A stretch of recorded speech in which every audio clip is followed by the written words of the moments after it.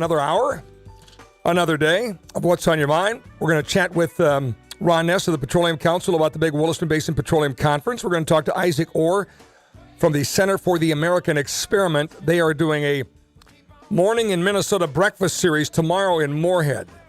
And actually Friday in Moorhead. We'll tell you about the details on that. But they've done some analysis on what the Minnesota legislature has done in this renewable mandate to 2030 and the cost to you for that. Interesting research that they've done.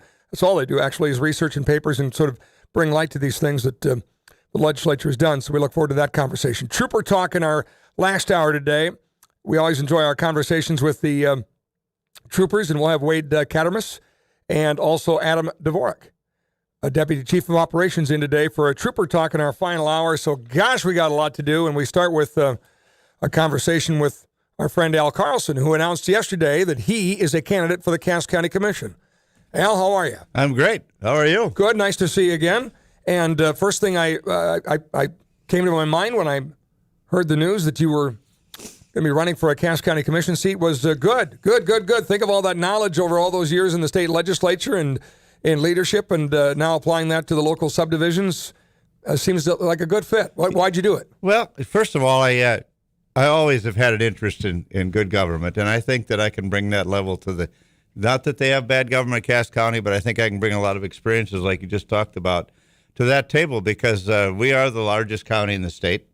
Of course, the state was always intimately involved with the counties in terms of funding, in terms of the diversion, in terms of the county social services.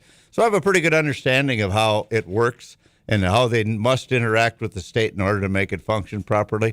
So I think I can bring that knowledge that none of the other members would have at this point in time. So I'm looking forward to it. I think it'll be a challenge to go out there, and it's a new phase. It's a new style of government. You know, there's 5 members, and which is a lot smaller than I'm used to working with at the state level. But I think that good government, no matter what level you're at, I was probably known over the years for being very protective of the taxpayers' dollars, and I'm proud of that. You know, we had a simple rule that the most important thing with government is to fund your priorities, to make sure that you get those handled, that you take the most important things and fund those, that you build a reserve. Now, in this case, they don't build reserves like we did at the state, but in that case, you don't raise the taxes or you lower the mills if you can be more efficient in your government. And the last thing that you want to make sure that you do is that the people are connected to the government and understanding the services they're getting and making sure they're getting a good bargain for the buck. And I think that I can prove that I've done all those things over the years. You know, the flood protection is still a big deal. There's been kind of a shakeup in recent days in the paper over the county social services. I had a great deal to do with the fact that we tried to reorganize the county social services at the state level, and Chris Jones at the Department of Human Services did a great job working on that, and I think we'll make it more efficient because of that. That was a property tax. It was a way to lower property taxes, right? It was a way to lower property taxes. It was also a way to say, let's look at our Southeast mental health, all of our Southeast human service regions. We have 4 regions. Let's see if there's any duplication. Let's make sure that we understand who's working for who and who's doing what, and that we're not duplicating as we go along the way, and that we can assist each other. And because of that, I think that it's going to be a better system when it's done. Remind me how that was funded, because the state basically said, we're going to take this from you, so therefore you can charge your citizens less, right? Well, that was the end result, is that are those employees going to be state employees, or a lot of that funding came through the state anyway. But because of that, there's also who is in charge of whom. And that was the biggest thing. That's why we set up a pilot project at the state level to make sure that those people, that we had an opportunity to look at how this consolidation would work. Now, it's obviously the smaller counties were all concerned because they said, well, Fargo and Grand Forks and Minot and Bismarck will gobble us all up and everything will be in those centers. Well, I don't think it ended up that way. Chris has done a good job with that. It's sure still a work in progress. But again, it's a way that, you know, we have many levels of government.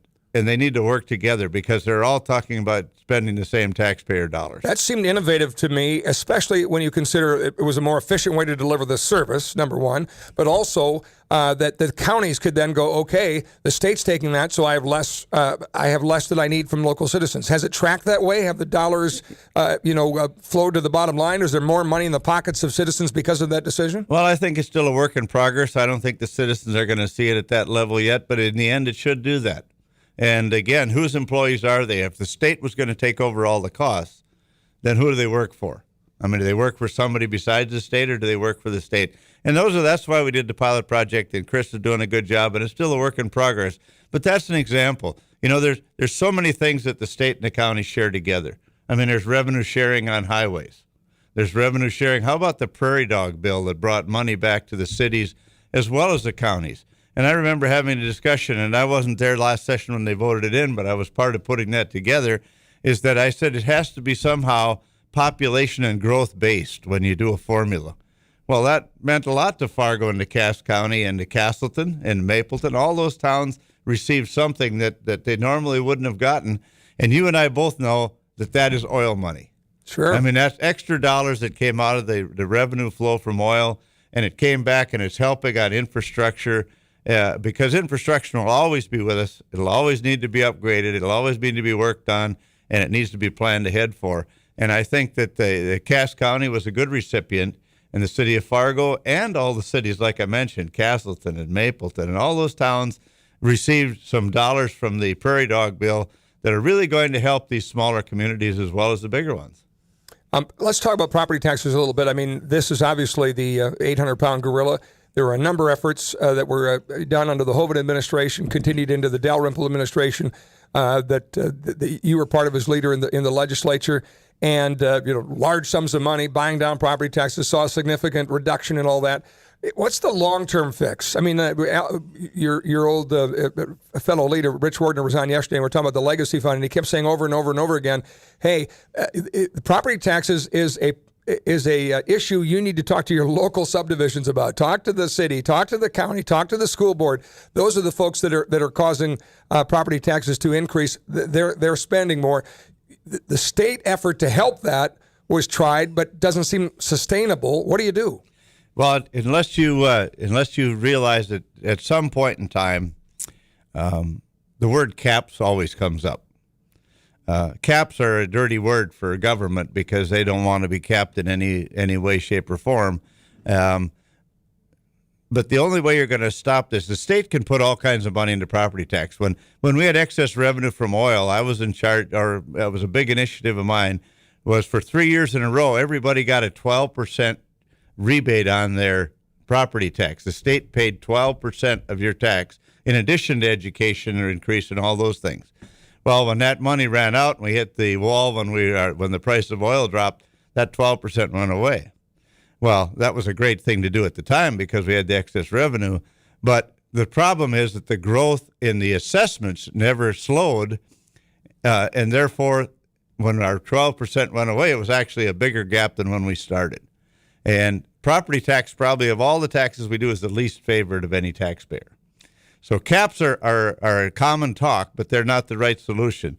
The solution should be engaging the voters. Rich is not wrong on that. Engaging those voters. We tried to put in legislation that said that if you're going to increase your budget more than X percent, you need to take that budget to the people to have them vote to approve it. That didn't get anywhere because the counties and the cities, the races I'm running for, were concerned that would limit their ability to be able to control their own budget. Everybody knows that the biggest gorilla on spending is the schools. And that's why we increased the funding from 55% up to 75 and 80% of the state's contribution to education for schools. But the property taxes still continue to climb. It's a good thing if you want to sell your house if your assessment goes up. It's probably not the best thing in the world if you have to pay taxes on that increased amount. So it's a two-bladed sword. It's a very difficult issue to handle. But Rich is right. The voters need to get engaged. I would sure like to see the opportunity to come back that says, if you have a reason, and probably a legitimate reason, to raise your taxes more than 5% in a year, in whatever subdivision you are, that you should take that to the voters to make sure that they're in line with saying you probably should cut your spending, or we're in agreement. It's kind of like a bond initiative for a school. You need to be careful about how that constant thing keeps increasing. Because right now there's nothing there to slow it down. If you are on the county commission of Cass County, is there any low-hanging fruit that you see that says that this is not a need, this is a want, and let's not do it? Let's reduce property taxes. Is there much to whack at? You know, I'm gonna go in and I'm gonna start going to some of their meetings and get more engaged on exactly the makeup of their budget. I have not dug into it that deep yet. I'm a performance audit kind of guy. I've pressed for that in the legislature for years, because just because you did business like it in 1984 doesn't mean you have to do business like it in 2020. So you need to look at how you do business and how you can do it more efficiently. And that's the kind of things that I bring to the table, because I think performance audits and total review of government, I don't have any list today, Scott, of low-hanging fruit, but in any cases, they're there. There's no question there's things that can be done more efficiently. I mean, they have a lot of responsibilities at the county level. They have the law enforcement issue. They're dealing with issues they've never dealt with before as the city and the county has grown.